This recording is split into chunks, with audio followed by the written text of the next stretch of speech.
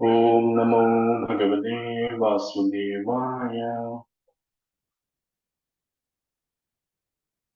ओम नमो भगवते वासुदेवाय। ओम नमो भगवते वासुदेवाय। नारायणं नमस्कृत्यं नरं चैव नरोत्तमं देवीं सरस्वतीं व्यासं ततो जयमुदीरये। नष्टप्रायेषु भद्रेषु नित्यं भागवत सेवया भगवतीरुत्तमश्लोके भक्तिर्भवति नैष्ठिकी। मूकं करोति वाचालं पङ्गुं लङ्घयति गिरिं यत्कृपातमहं वन्दे श्रीगुरुदीनतारिणं श्रीचैतन्यमीश्वरं श्रीपरमानन्दमाधवं। ഭഗവത്ഗീത അധ്യായം 14 ശ്ലോകം 10.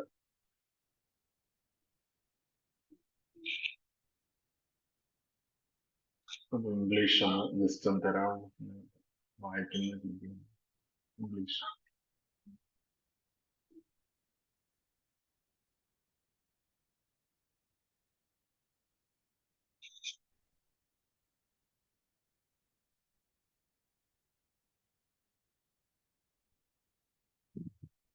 ഭഗവത്ഗീത അധ്യായം 14 ശ്ലോകം 10.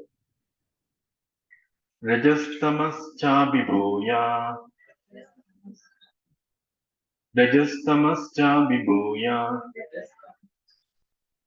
സത്വം ഭവതി ഭാരത. സത്വം ഭവതി ഭാരത. രജസത്വം തമശ്ചൈവ. രജസത്വം തമശ്ചൈവ തമസത്വം രജസ്തഥാ. തമസത്വം രജസ്തഥാ. രജസ്തമശ്ചാഭിഭൂയ സത്വം ഭവതി ഭാരത. രജസത്വം തമശ്ചൈവ തമസത്വം രജസ്തഥാ. രജതമശ്ചാഭിഭൂയ സത്വം ഭവതി ഭാരത. രജസത്വം തമശ്ചൈവ തമസത്വം രജസ്തഥാ.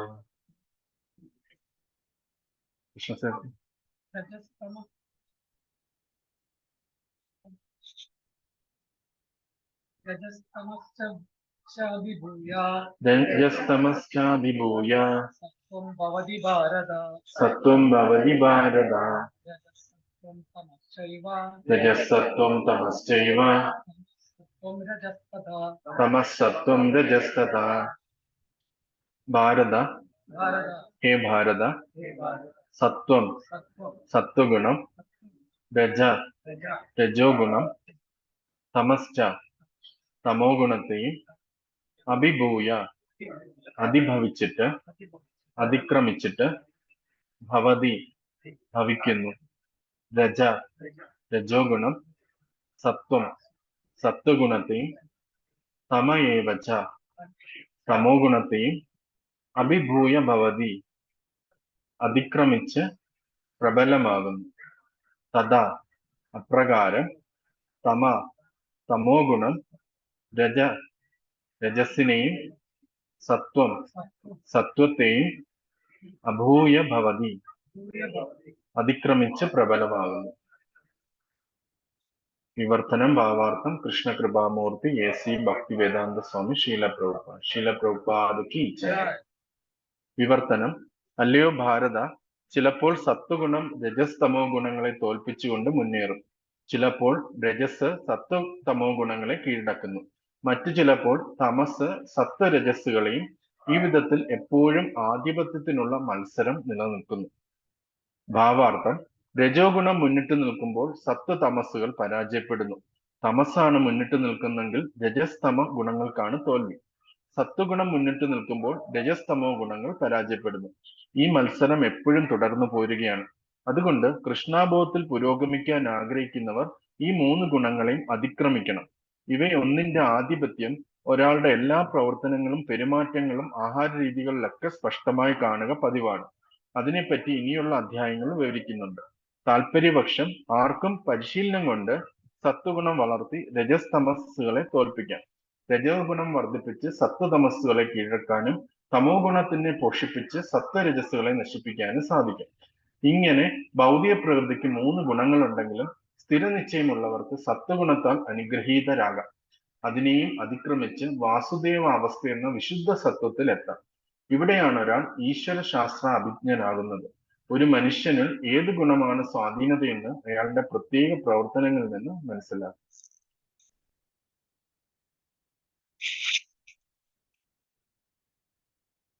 ഓം അജ്ഞാനതിമിരാന്ധസ്യ ജ്ഞാനാഞ്ജനശലാകയ ചക്ഷുരുന്മിലിതം യേന തസ്മൈ ശ്രീ ഗുരുവേ നമഃ.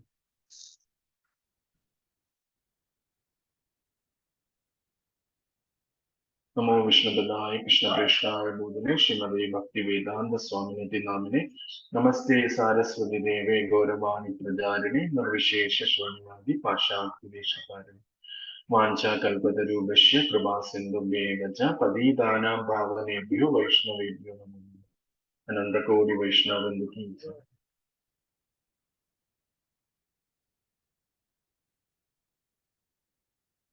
ഹരേ കൃഷ്ണ. നമ്മൾ ഇന്ന് വായിക്കുന്നത് 14-ാം അധ്യായത്തിലെ 10-ാം ശ്ലോകമാണ്. ഇതില് ഈ ഭൗതിക ലോകത്തില് 3 ഗുണങ്ങളുണ്ട് എന്ന് നമുക്ക് നേരത്തെ പറഞ്ഞു തന്നിരുന്നു. സത്വഗുണം, രജോ ഗുണം, തമോ ഗുണം. 3 ഗുണങ്ങൾ എന്ന് പറഞ്ഞാൽ 3 കയറുകൾ പോലെയാണ്. കയറുകള് നമ്മളെ എപ്പോഴും ബന്ധിപ്പിക്കും. അതേപോലെ സത്വഗുണത്തിൽ നിൽക്കുമ്പം സത്വഗുണം ഈ സമൂഹത്തിൽ വളരെയധികം ബഹുമാനിക്കപ്പെടുന്ന ഒരു ഗുണമാണ്. സത്വഗുണത്തില് മറ്റുള്ളവരുടെ നന്മ കാംക്ഷിച്ചൊക്കെ പ്രവർത്തിക്കുന്നതാണ് സത്വഗുണം. രജോ ഗുണം എപ്പോഴും മത്സര ബുദ്ധിയാണ്. ഒരാളെക്കാട്ടിലും ഉയരണം എന്നുള്ള ഒരു മത്സര ബുദ്ധിയാണ് രജോ ഗുണത്തിലുള്ളത്.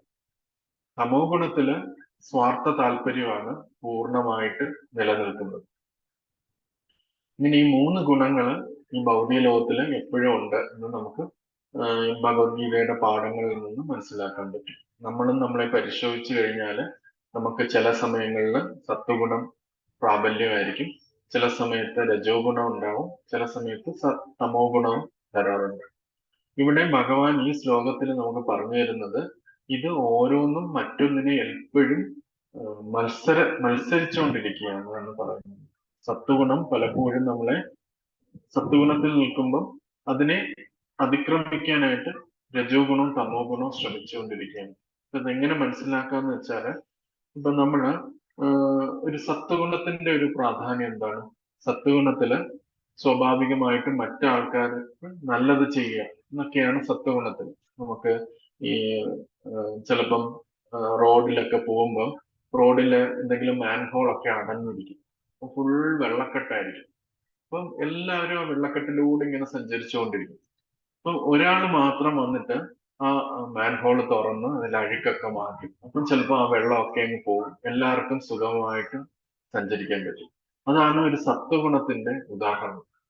ഇപ്പൊ ഒരാള് വീട്ടിന്റെ മുമ്പില് കുറച്ച് സ്ഥലമുണ്ട്, ശരി ഞാൻ ഒരു തൈ നടാം, അതിനകത്ത് വെള്ളം ഒഴിക്കാം, അത് നാളെ ഈ റോഡിലൂടെ വരുന്നവർക്കെല്ലാം തണല് കിട്ടും എന്ന ഉദ്ദേശത്തിന് ഒരാൾ ചെയ്യുന്നു. അപ്പൊ അതും സത്വഗുണത്തിന്റെ ലക്ഷണങ്ങളാണ്. പിന്നെ ഒരാൾ വിചാരിക്കുന്നു എനിക്ക് കുറച്ച് ധനമുണ്ട്, കുറെ ആൾക്കാർക്ക് വീടുകളൊന്നുമില്ല, ഞാൻ വീട് വെച്ചു കൊടുക്കാം എന്ന് വിചാരിച്ച് അവരുടെ ധനം ഉപയോഗിച്ച് വീടുകളൊക്കെ വെച്ചു കൊടുക്കും. അതും സത്വഗുണത്തിന്റെ ഒരു നേച്ചറാണ്, അങ്ങനെയുള്ള ഒരു വ്യക്തിയാണ്.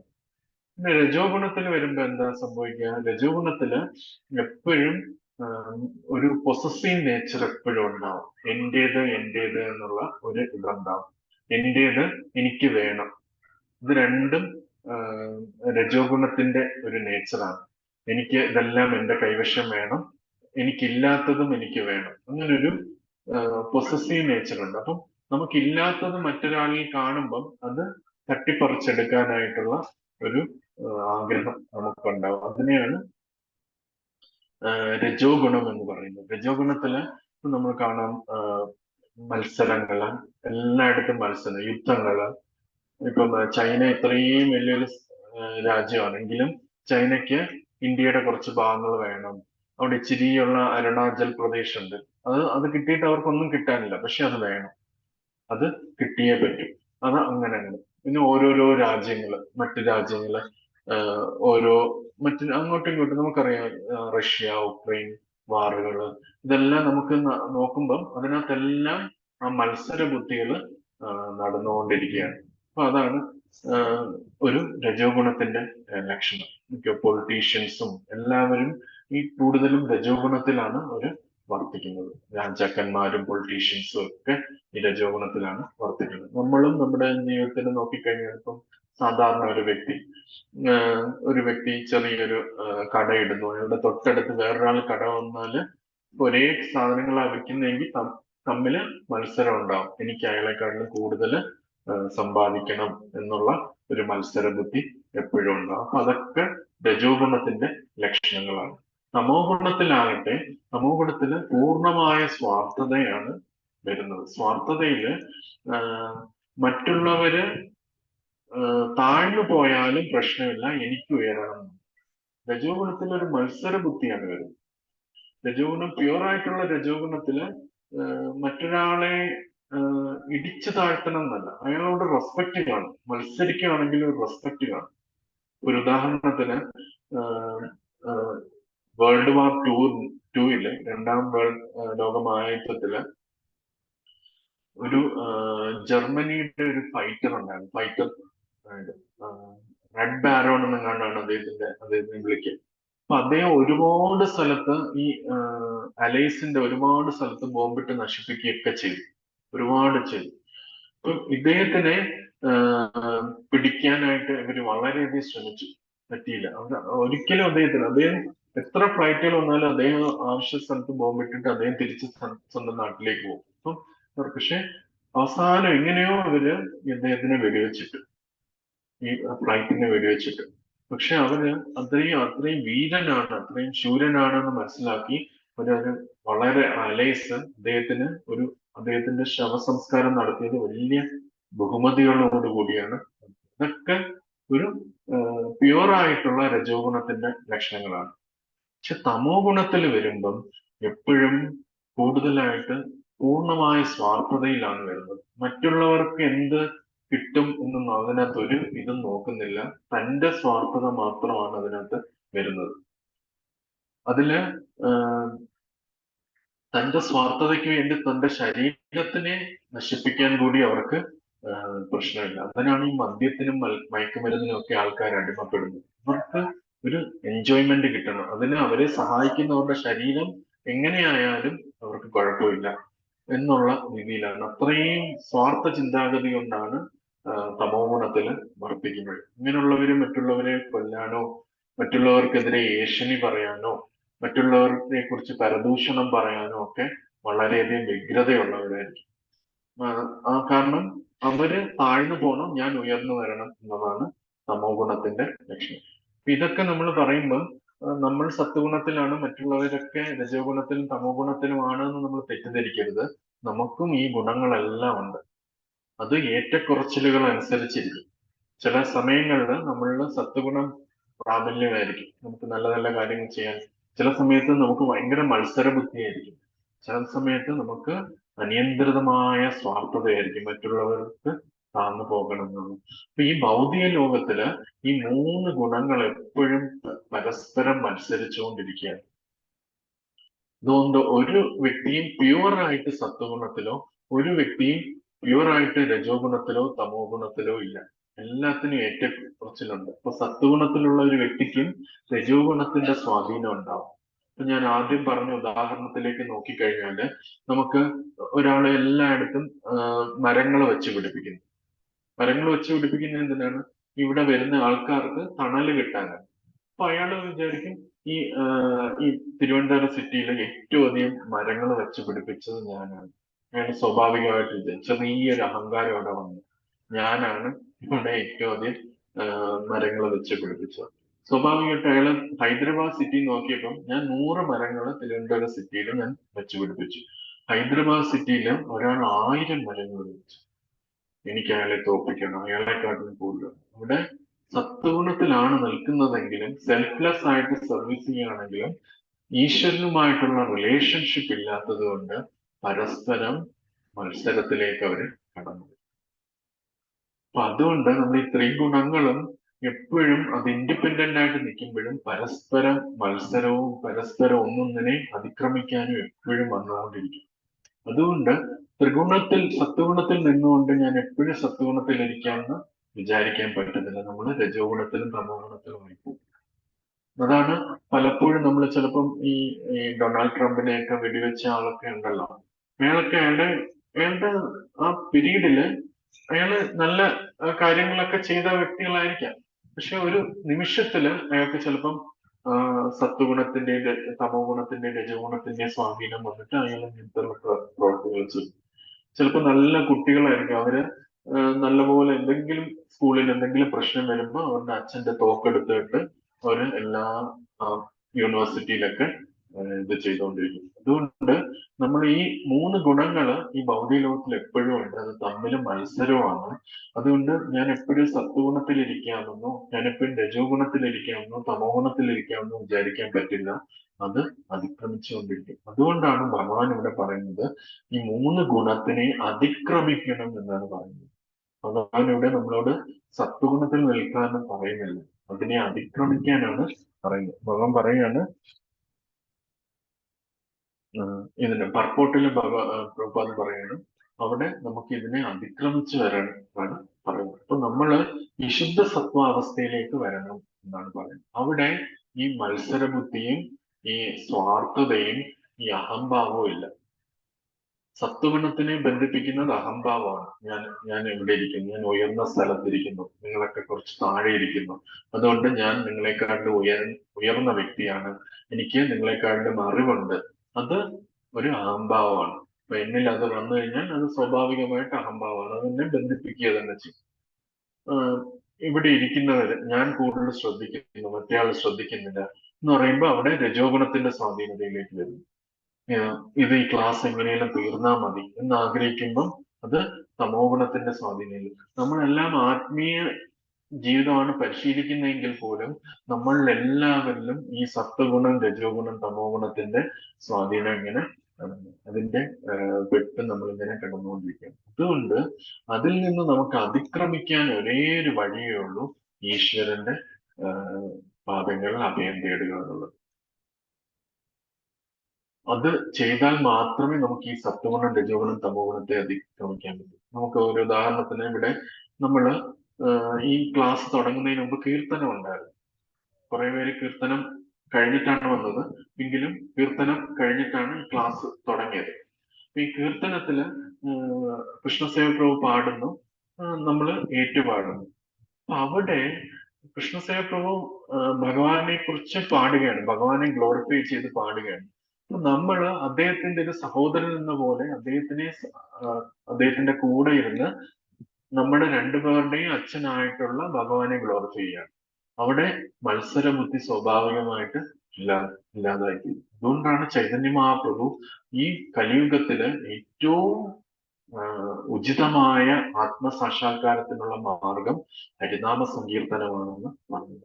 അവിടെ എല്ലാവരും ഒരു കുടുംബമായിട്ട് അവരുടെ എല്ലാം അച്ഛനായിട്ടുള്ള ഭഗവാനെ ആരാധിക്കുകയാണ് ചെയ്യുന്നത്. അവിടെ മത്സരബുദ്ധിയില്ല, അഹംഭാവം വരുന്നില്ല, സ്വാർത്ഥഗതി വരുന്നില്ല. പക്ഷെ നമ്മള് പലപ്പോഴും നമ്മൾ അതിൽ പങ്കെടുക്കണം, ആ ഇമോഷനിലേക്ക് വരണം. അപ്പം പലപ്പോഴും പ്രഭുവിനും പലപ്പോഴും വിഷമം വരാറുണ്ട്. പ്രഭു ഒറ്റയ്ക്ക് കീർത്തനം ചെയ്യുമ്പോൾ ആരും കൂടെ കീർത്തനം ചെയ്യാൻ വരുമ്പം അത് നമുക്ക് മനസ്സിലാവും. ചിലപ്പോൾ നമ്മൾ ഈ ഒരുപാട് തിരക്കിനിടയിൽ നമുക്കത്